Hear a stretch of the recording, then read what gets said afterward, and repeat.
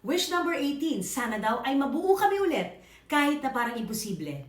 Bakit magiging imposible? Unless merong namatay, meron nasa ibang bansa, pero kung magkakalapit kayo at kaya namang puntahan, bakit hindi kayo magtipon-tipon?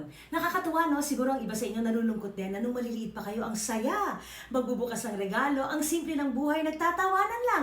Minsan may konting away pag mga maliliit pa ang magkakapatid, pero natatapos din yon.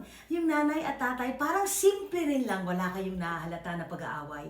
Pero habang tumatanda kayong pare-pareho, nagiging komplikado ang buhay at normal yon.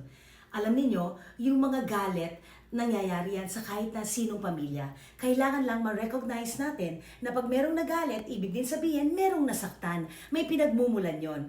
Pero gusto kong ipaalala sa inyong lahat na lahat naman yan ay pwede mabago. Lulukin mo ang pride mo, kainin mo ang pride mo, and all you need to do is open new conversations, open new chapters of your lives, and you don't have to go back to past wounds. Magkita-kita kayo, ang saya kaya na nasa lamesa kayo, nagtatawanan kayo, at pwede niyong ibalik kung ano yung dati. At sana ang magbibigay ng ehemplo niyan, ang nanay at tatay.